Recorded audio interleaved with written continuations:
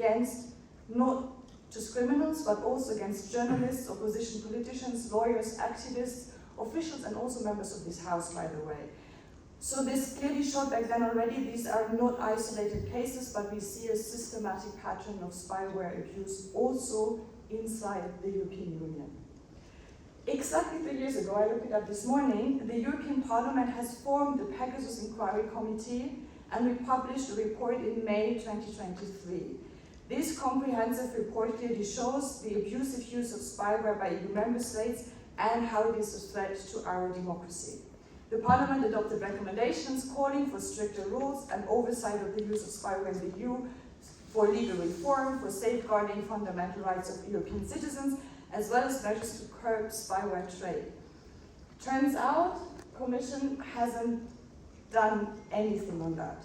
They promised a communication on spyware 2 years later, we still haven't seen it, and member states also haven't changed their practices and their attitude towards spyware. In the meantime, spyware companies, before all of them, Paragon set out to say we can produce an ethical spyware, we will sell it only to democracies, and that's how, in a way of, let's say, self-regulation, we can solve the problem. Turns out, it didn't work. At least in the case of Italy, we already have a number of revelations that we will speak about today, where spyware has been misused, also this supposedly ethical spyware, and sadly, I think we have to expect a bit more. And the drastic effects that this misuse of spyware has, especially on the victims, is something that we will address also today. This only confirms we need better safeguards to regulate spyware use in Europe through a legislative framework in order to protect EU citizens' fundamental rights. And we are using this event today also to push for more action both at the European as well as national levels. With these short introductory remarks, I would like to hand over to our speakers. We will start with John Scott-Railton, the expert from Citizens Lab, who will give us detailed insights into their findings on the Paragon scandal, more to be expected in a full report, as you kind of know it already from them. Then David Yambio and Francesco Cancellato will share their experiences, and our colleague Leoluca Orlando will speak about the political context in which this happened in Italy, and then Saskia will take over, and this is exactly the moment for your questions and answers, either in the chat or live from here in the room, and we have to conclude 10 o'clock sharp to be friendly with your time, but also friendly with our time, and this can only be the kickoff for another in-depth discussion that I really think we need to have in the European Union about the abuse of spyware. Having said this, John, the floor is yours. Well, Hannah, thank you, Saskia and others for having us here today. My name is John Scott-Railton. I'm a researcher at the Citizen Lab at the University of Toronto. The Citizen Lab is an independent, university-based... Mike. Thanks.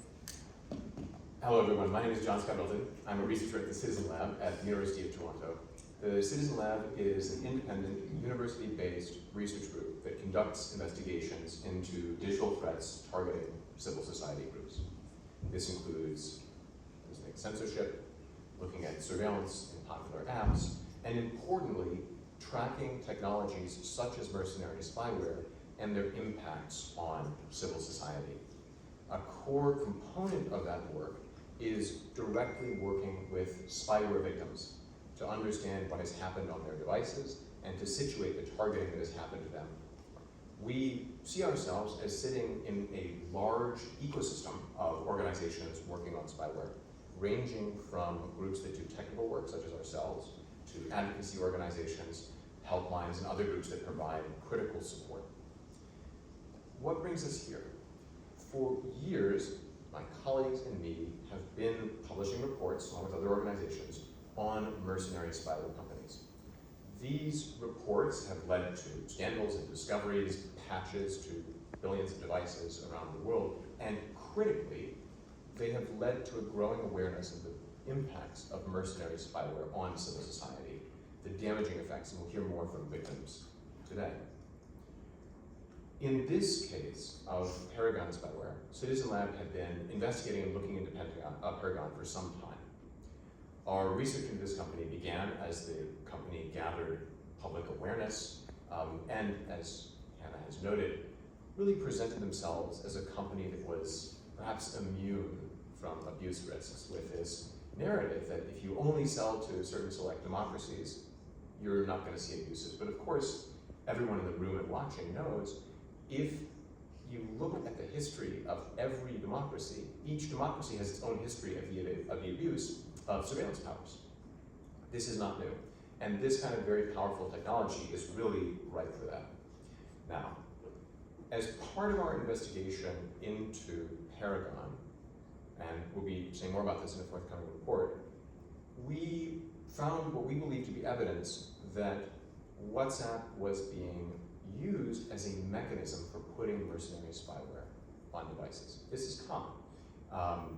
Popular apps are an important way for spyware developers to infect phones. They can be found on every device. And if you find a technique for targeting people across that app, you can target a lot of devices.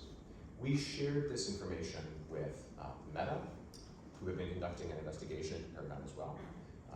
They then shared the information with WhatsApp, who identified some targeting and notified users at the end of January. This is an extremely welcome thing because it provides us with a real clear point about the targeting by Paragon of users, and also makes it clear that this is not just research coming from civil society. Following those notifications, Citizen Lab engaged with a number of victims, some of whom are sharing the podium here with me today, to conduct a forensic analysis of their devices to determine whether or not we could find evidence of targeting with Paragon spyware. Although most of the conclusions of our report will be public shortly when we publish the report, I can say here today that we have forensically confirmed that there are Paragon infections among the Italian targets. This adds to the information that we know from WhatsApp and shows that it is possible to conduct a forensic analysis and identify evidence of infection. I want, however, to make an observation. Public reporting has provided a certain number of individuals in Italy that were notified by WhatsApp, but I submit to you that that number is almost certainly very low compared to the total number of Paragon cases. Here's why. David, who is joining me on the podium, received a notification not from WhatsApp, but from Apple last year. We have conducted a forensic analysis of David's device as well, which is ongoing.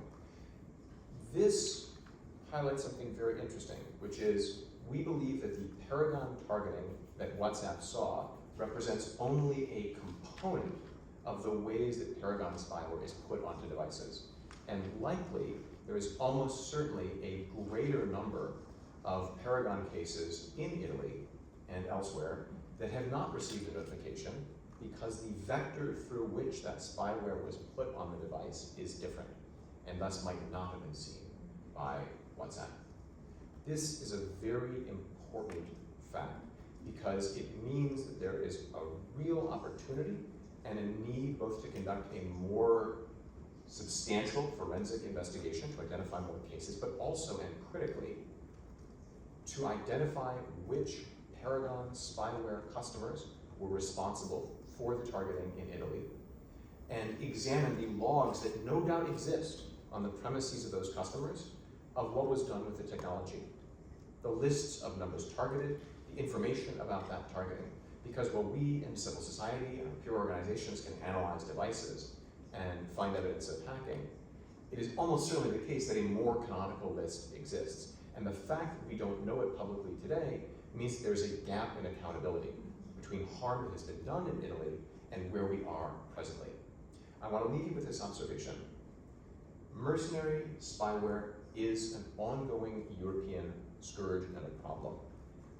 Paragon spyware, like Pegasus before it, does not require a mistake on the part of a target to infect the device. No link must be clicked, no file opened, no injudicious behavior or moment of inattention.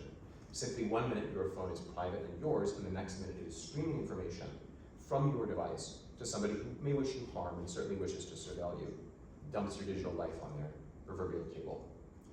We are in an interesting moment where those secret behaviors are now becoming public, and it will be critical in the time ahead that we see transparency from governments and that we continue to push for a better understanding of the scope and scale of Paragon in Italy and beyond. And with that, thank you very much. Thank you, John, for this little sneak preview in the report and the magnitude of the scandal we are looking at. And for especially Saskia and you who have been working on this topic now for more than 3 years, it was always that Citizens Lab came out with a report and member states denied everything in it, and 3 to 6 months later they confirmed everything in it. And I have a bit the impression we are running into the same thing this time. With this, I'm handing over to David Yambio, who is one of those where it has already been confirmed that he was spied upon for reasons, well, maybe you know it, but for sure it wasn't what Spyware was made for in the first place.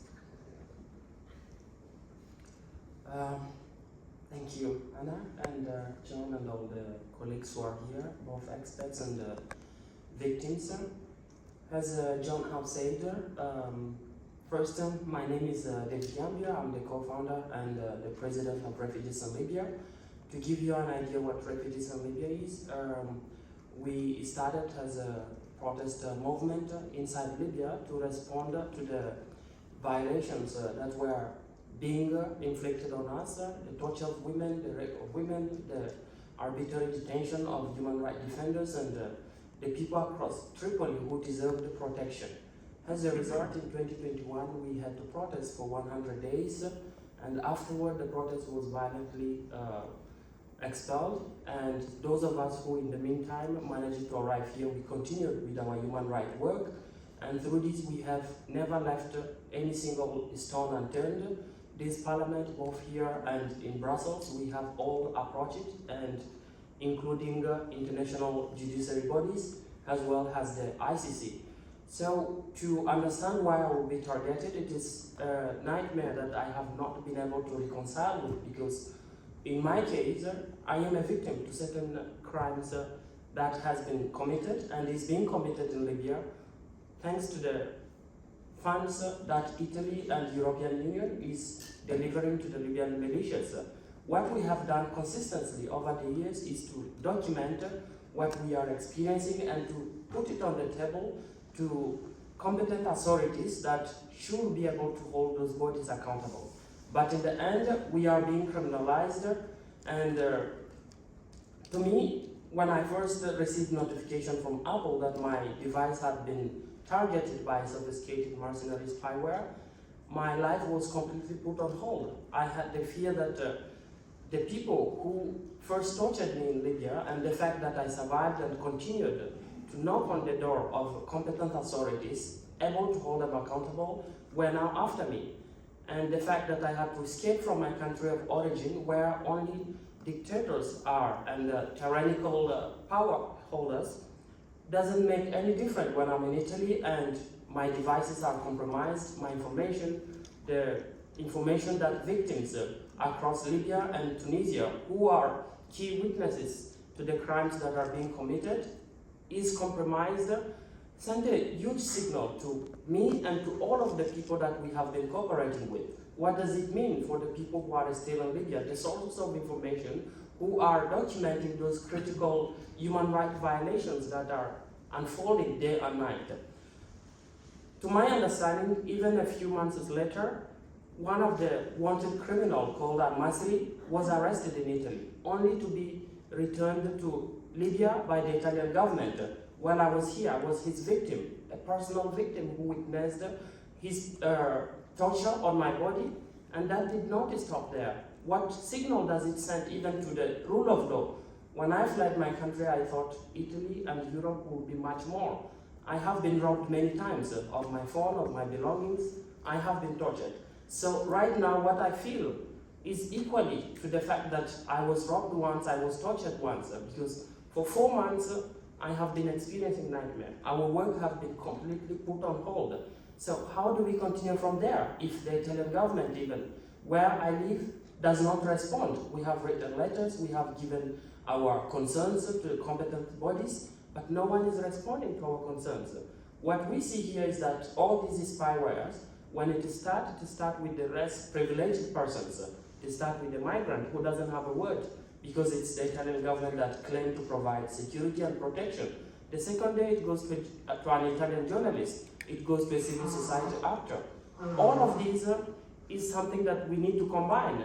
The topic of democracy, rule of law, and the act of solidarity, because all the things that I have done, I have never cooperated with criminals, I have never cooperated with human traffickers. All of the things that I have tried to do is to communicate with human beings who are consequently stranded and find themselves in precarious living conditions along the migratory route, thanks to the migratory policies that the EU is committing. If I sit here today, I only reiterate that we need to really look at the rule of law. We need the people to be held accountable, and with this we entrust to people like Hannah, who have been mandated with the task to focus on the rule of law and the spyware case. Thank you. Thank you, David,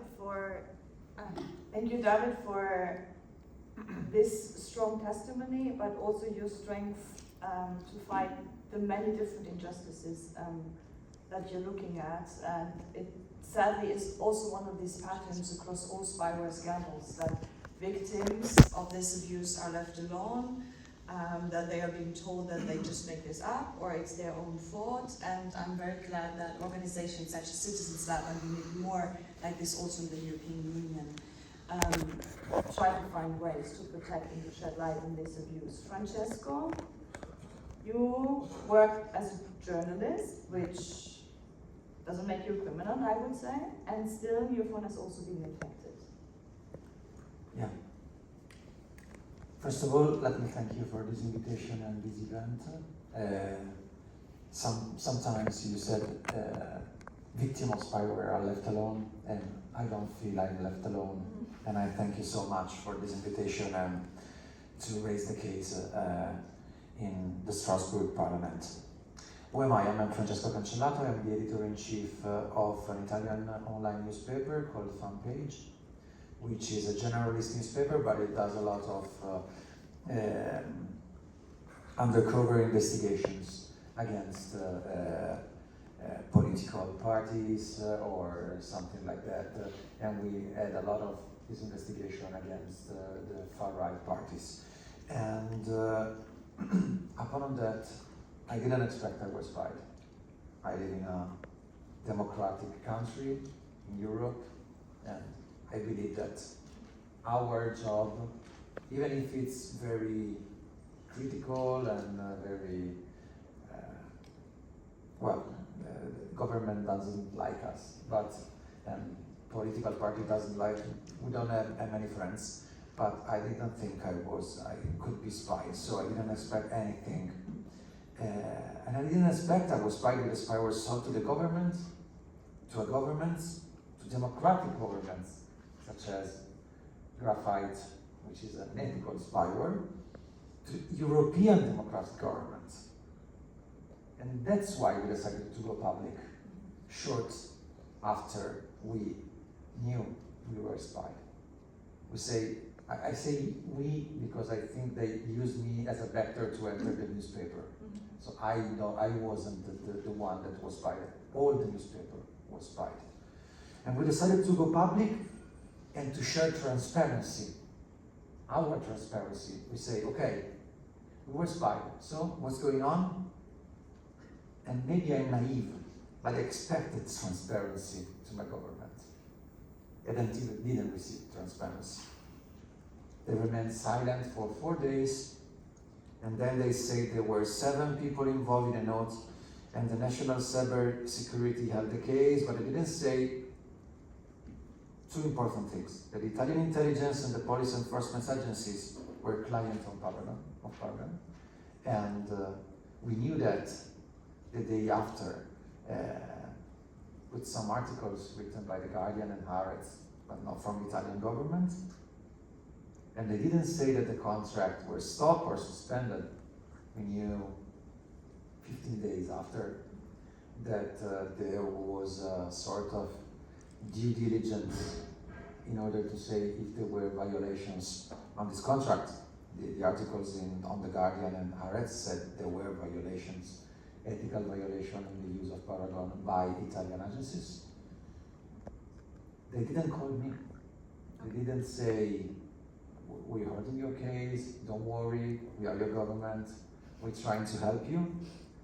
Not the agency, the National Cybersecurity Agency called me. They held the case, but they didn't find out that it was good to call one of the victims, ask the victim what's going on.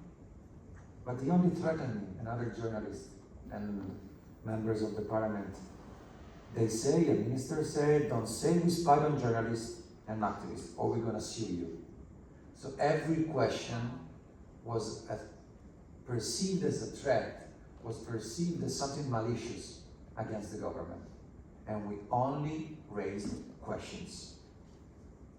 And then, with a lot of questions unanswered, we don't know who spied on us, we don't know who has contracts with Paragon in Italy, we don't know, the tribunals say they don't use it, police enforcement agencies say don't use it, and the intelligence service says, well, we use it, but we didn't use it to spy on journalists, so we don't know anything. And then with a lot of questions unanswered, our government say, it's confidential, we put the state secret on that.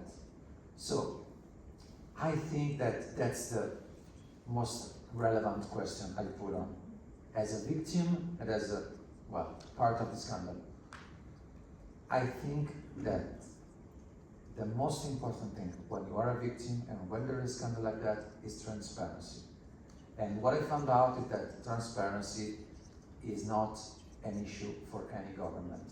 And I ask for transparency right now. Thank you so much.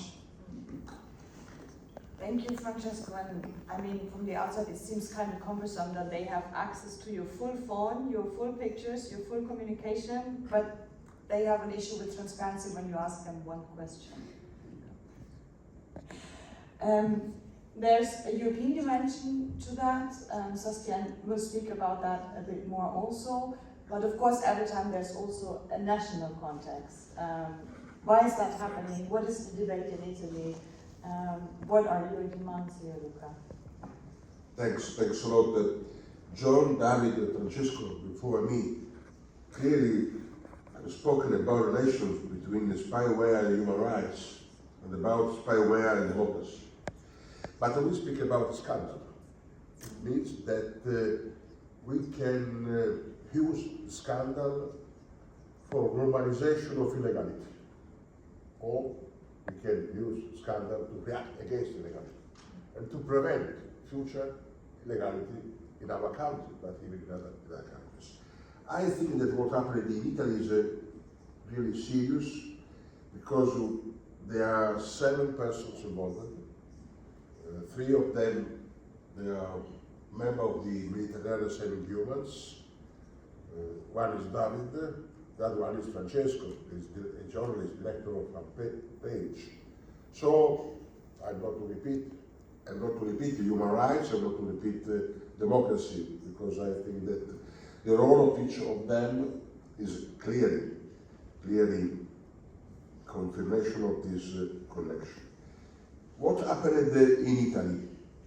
There was a really serious embarrassment of the government. The first reaction was, well, nothing to do with Paragon. When Paragon said we will suspend relations with the Italian government, the government was about to say, yes, we have a relation with Paragon, but no government institution is involved in this case about the 2nd person we are speaking about.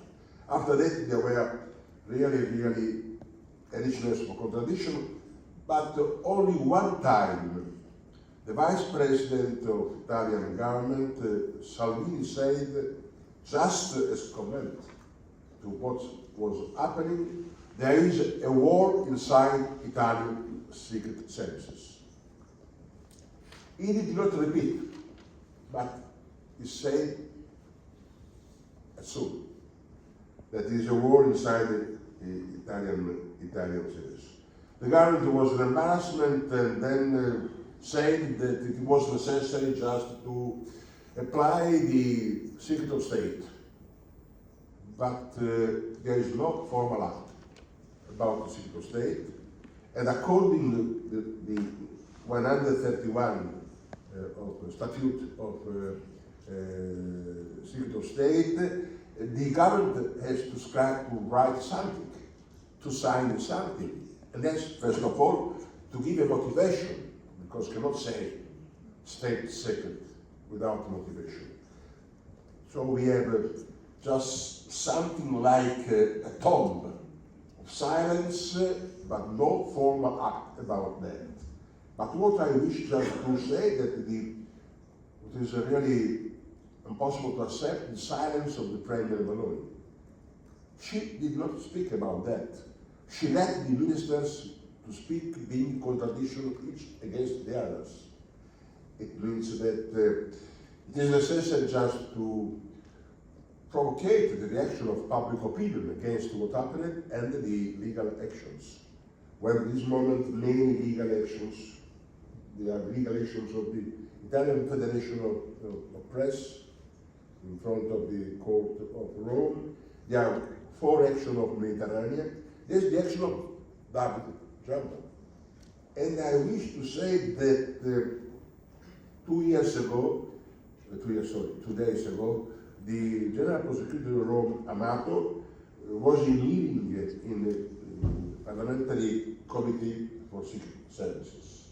And today, Luca Casalini will be in hearing in the Commission for Foreign Affairs in the Italian Parliament. It means that something is moving. It means that what we need just to do is to pay attention, and I wish to invite you to pay attention to Libya. David has done a really important work because he has connected the Paragon scandal with the Al-Basri scandal. And I think that we need just to investigate about that because we have a criminogenic agreement between Italian government and so-called Libyan authorities. They are not Libyan authorities, they are criminals that are used as Libyan authorities. And what is really an embarrassment is that we speak about something in 2017 was decided by government of center-left, Minister of Democratic Party. So you can understand why today Minister Minniti doesn't, former Minister Minniti, does not speak against Italian government because he has to speak against himself. So we have just a network of complicity that is producing a swamp. And today we have just to break this swamp, and we need just to follow what Saskia has so brilliant written in the recommendation about Pegasus scandal. I have not the time to read all the recommendations, of course, but please read this recommendation because they appear to be written today. But what is really pretty comic to say is after 2 years, nothing happened. No reaction of the European Commission, no reaction of the local government, except Poland that established the inquiry commission. It means that the swamp is investing the whole Europe. And to speak about Italy means to be against European swamp about spyware scandals. Thanks. Thank you very much, Leoluca. Indeed, Anna and myself have been working in the inquiry committee on Pegasus, where it all started, and that led to these recommendations. And I can also warmly recommend you to look at them because they are completely accurate also in this Italian spyware scandal. And I first and foremost want to pay tribute to you, David, to you, Francisco, and with you to all the victims, because we've heard from you that it's a human impact, a huge impact, forever on your lives, but also on those of your entourage, of your colleagues, of your contacts, your sources, and this is the pure scandal, because this is done, and you've said it repeatedly, in total opacity, without transparency, in total impunity. And this is not what should happen in our democracies and with governments that are supposed to respect the rule of law. But it's happening. And unfortunately, Italy is not the only case. It has been mentioned already. And it's our duty or responsibility to shed light on each and every scandal, because I fear it's not the last one. But the Commission is not reacting, the Member States are not reacting.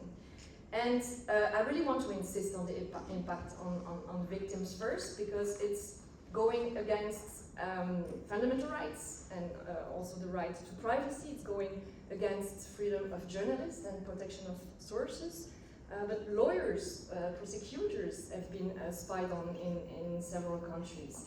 Activists, political opponents, journalists' investigation on corruption inside governments, on far-right parties, and inquiring on important topics that need to be shared with the citizens. So there's this chilling effect that we also notice, that we see on civil society and on activists, the criminalization, David, of migrants and people and NGOs working in this field.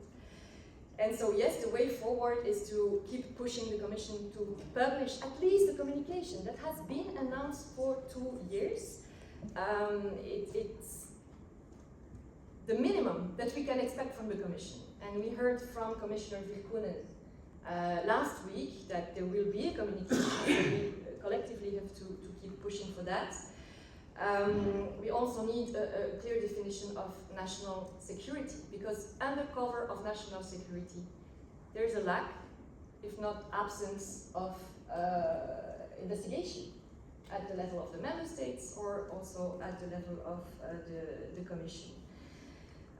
So this is needed. We need a clear framework, but from the Greens we've always been saying we need a ban. We need a total ban on this software, because it's highly intrusive and it's illegal.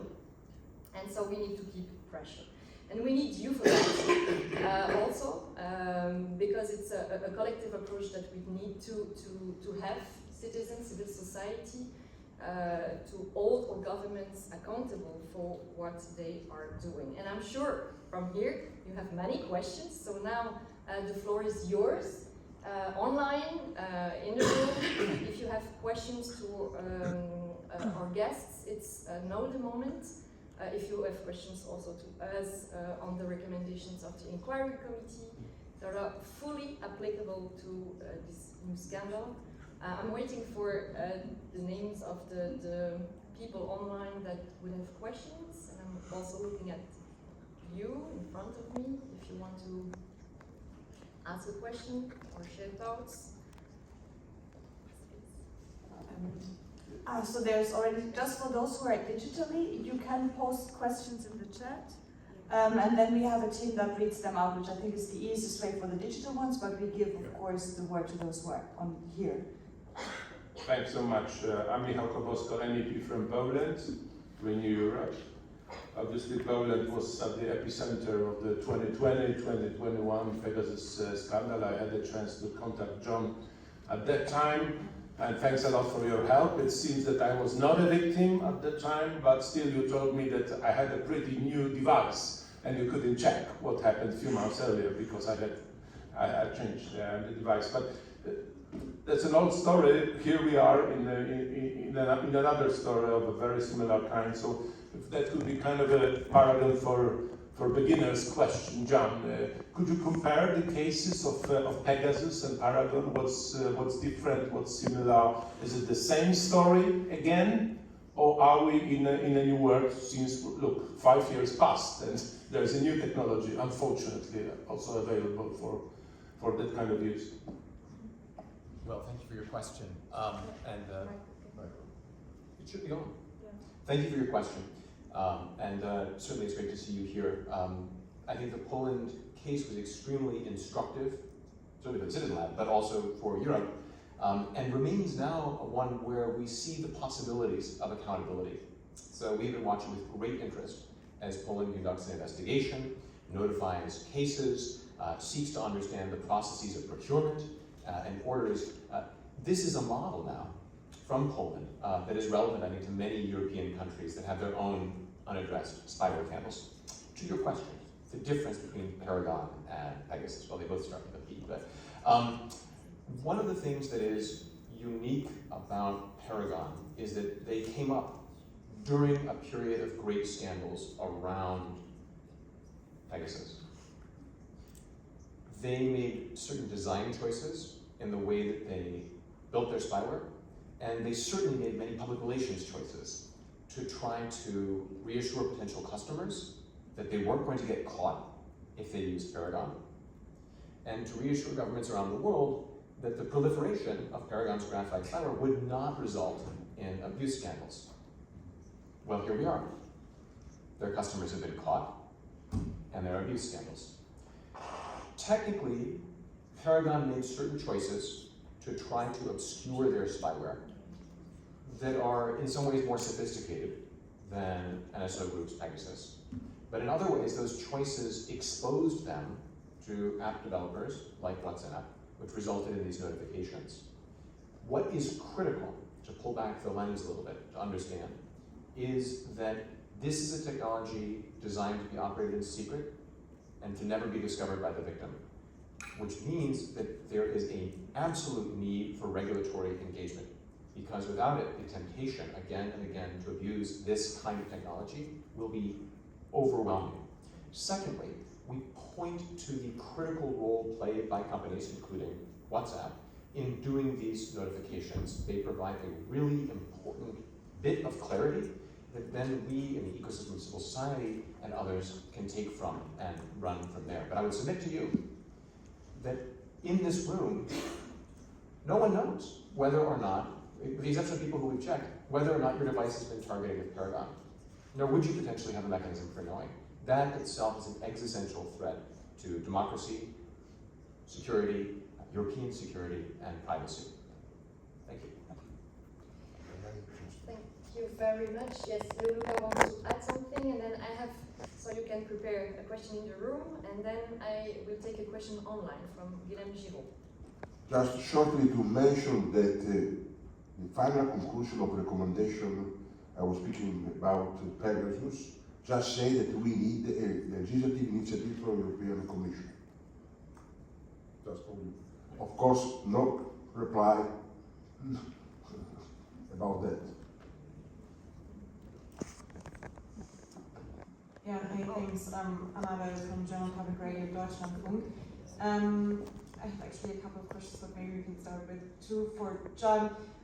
Just to understand it better, Paragon used a zero-click attack, which was only applicable to mobile devices, right? And then my next question would be, in the first media reports about the spyware scandal in early February, there were talks that this might be a pattern, like targeting directly journalists and activists who are reporting about refugee crisis and migrants. Could you, after your analysis, I mean, the report is still to come out, but could you confirm this pattern, or might that be just like one part of it? Thanks. I'll try to be brief to give maximum space to the victims who have come today, so if there are questions for them. Very briefly, yeah, the Paragon WhatsApp exploit is indeed a zero-click exploit, which means no action required from the targets of that spyware. Speaking to the possibility of a cluster, I think it's fair to say that we do see a cluster of targeting that concerns individuals who've done rescues at sea of migrants and who do work that is clearly displeasing to the current Italian government. Thank you. I will go online, open the floor to Guillaume Giraud.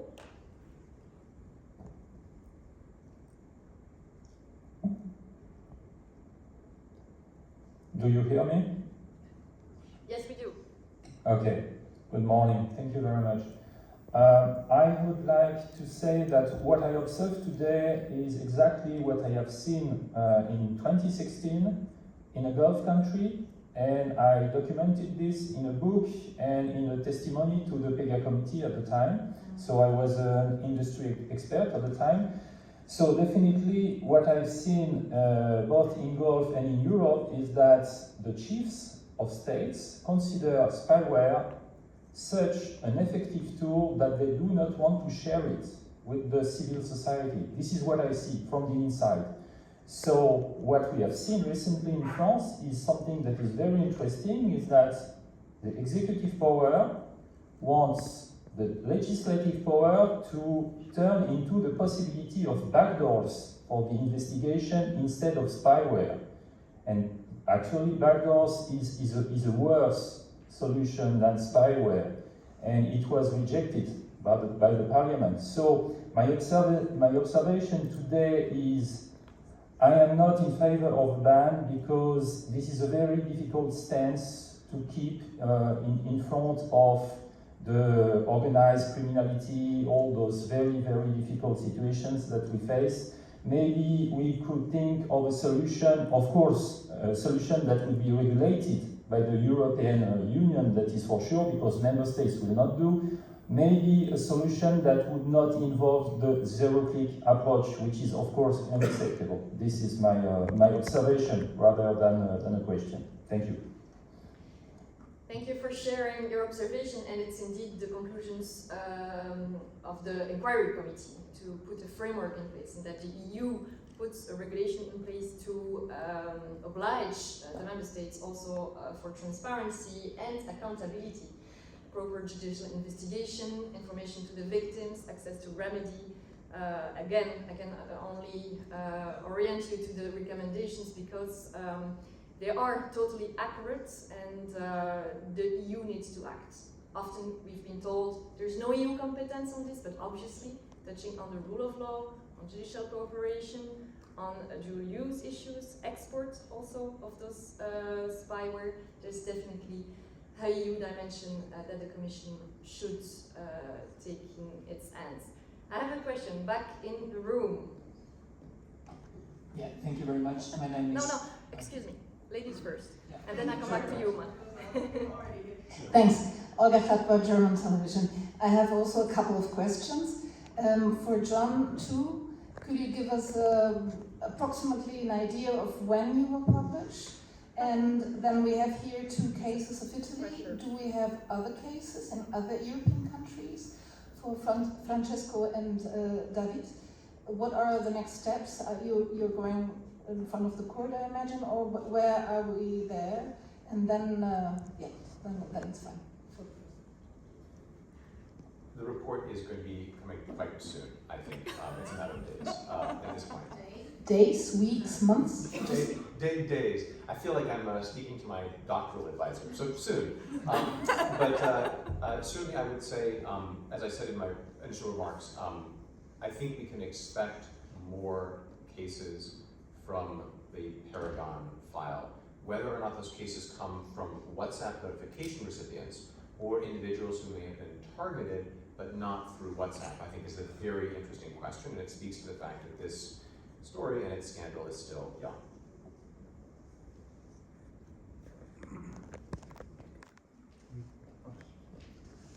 I answer to your question.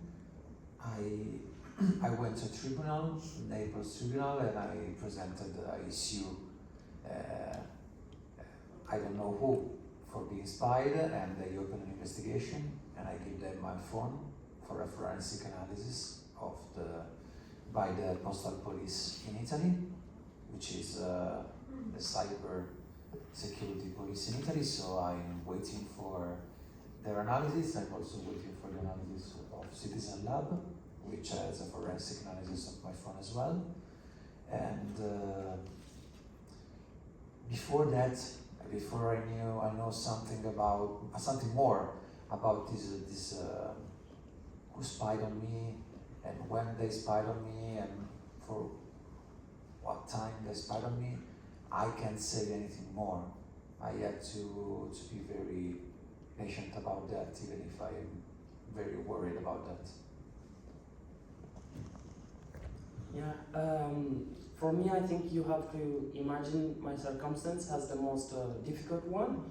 I live in Italy, and Italy is the primary cause of my suffering. When I was in Libya, I have been to innumerable prisons, and when I came to Italy, yes, I sought protection and I was given international protection.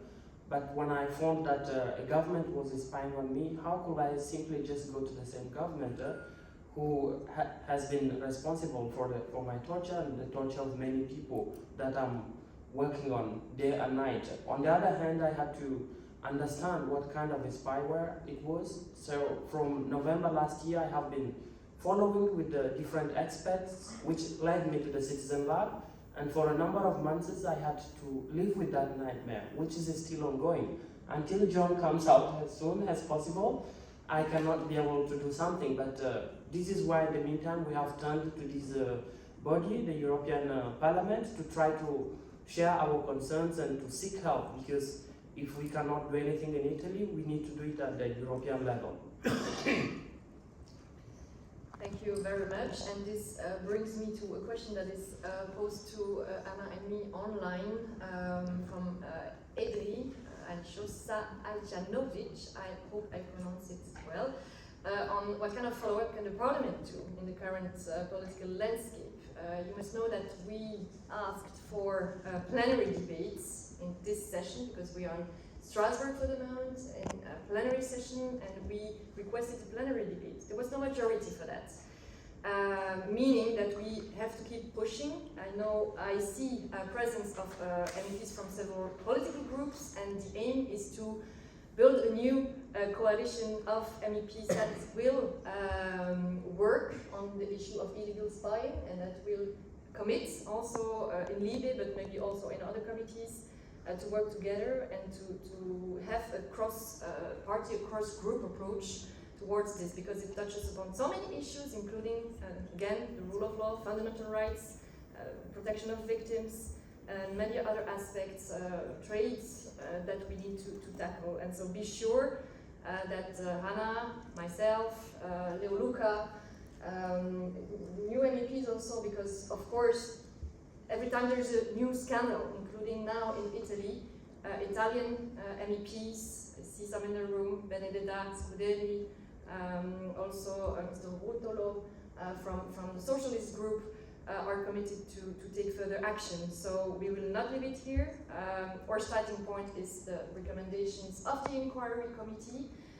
We will use them and keep pushing Commission and Member States Council also to act. The Polish presidency, and thanks again also for being here as a Polish MEP, has said that they wanted to do something. Nothing is really detailed. Nevertheless, it's already important that there's an opening from Commissioner Virkunen as well, and we need now to make them somehow accountable also for taking further action. There is a question in the room. Now is your turn, and then I will have an online question to you, John. Prepare. Thank you very much. My name is Mark Montaigne, and I'm part of Alliance with Refugees in Libya. My question is for the three MEPs. Like Ms. Bricmont mentioned, like the chilling effect of this kind of spyware attacks. And thereby you saw, like David mentioned also, how this put his work on hold for months. My question for you is, like, what can be done at the EU level, specifically at the EP level, to counter this chilling effect, to ensure that human rights defenders and journalists not only like work towards accountability, but like can keep working on their human rights and investigative work despite of all of this. It can be at the EP level, but maybe we need something like we had at the external level, where we have a EU mechanism to protect human rights defenders. We don't have anything like that internally. Any ideas what can be done on that lines? Thank you.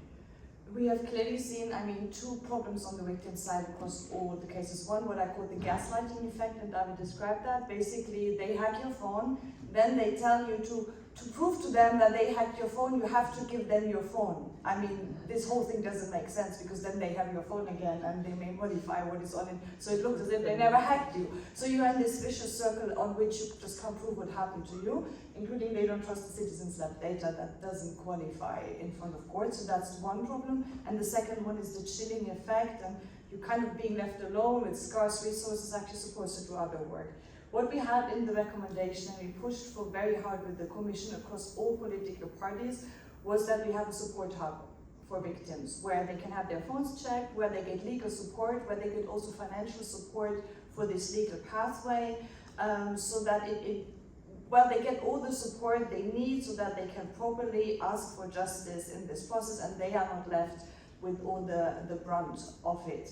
And you're absolutely right on the human rights defender protection. That's something we are trying to address in a number of other work. For example, in the Foreign Affairs Committee, I will do a report on transnational oppression.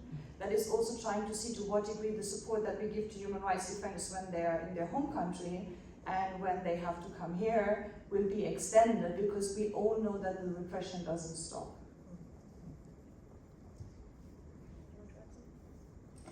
I will now share one last question. There are many questions online, and thanks for that. What I propose is to follow up in written to your questions, because time's almost up, but I will take one last question from, I'm looking now for the name, Mr. Francisco Taff, to John.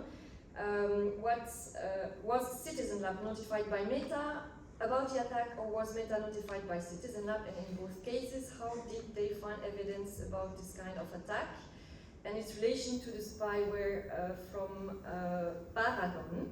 And how did Meta find out victims targeted by Paragon? That would be more technical questions to you. For the rest, we will follow up online. Many thanks for all the questions. It's amazing. And it shows a lot of interest, and we will answer you in written. Thank you. So thank you for that question. Citizen Lab does not have visibility into the process of Meta's analysis of this case. That's their analysis, so I would put that question to them.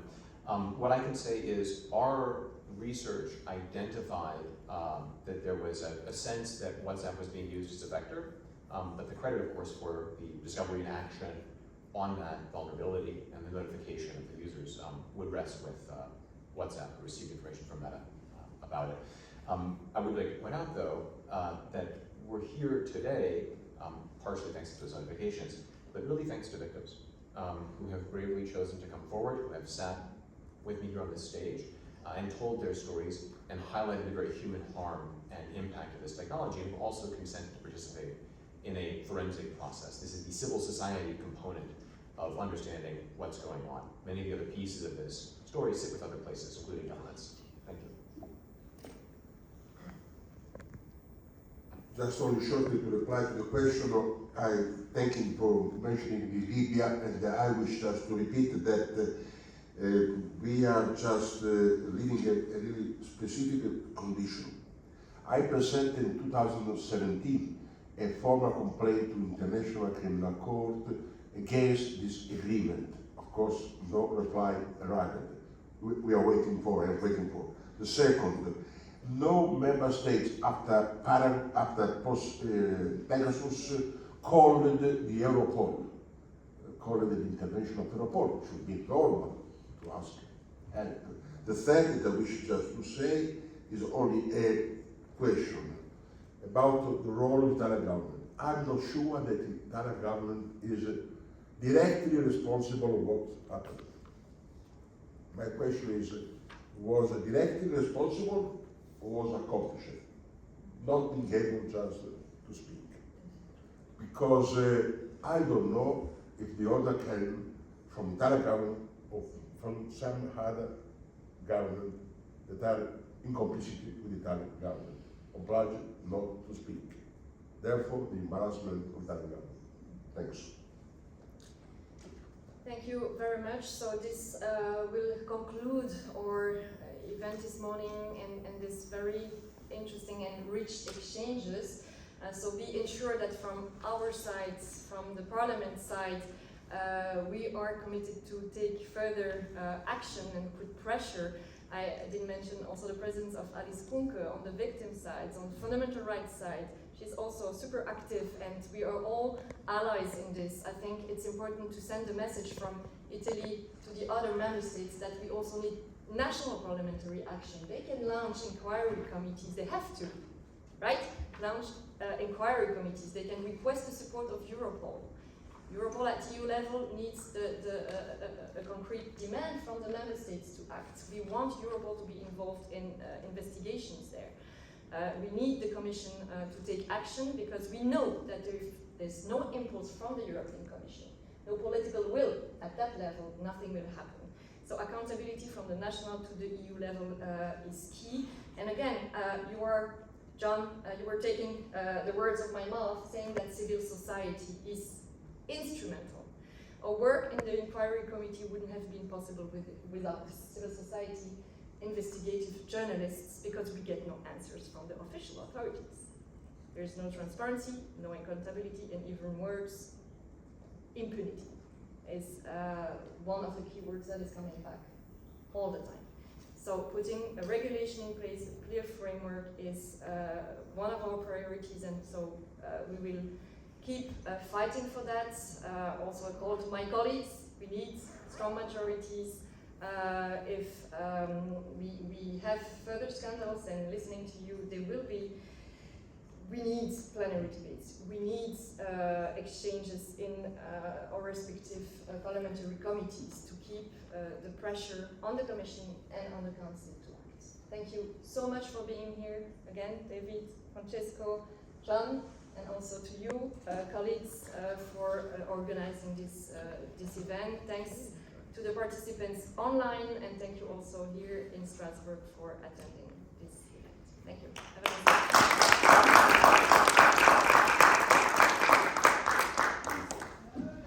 Thank you. You too.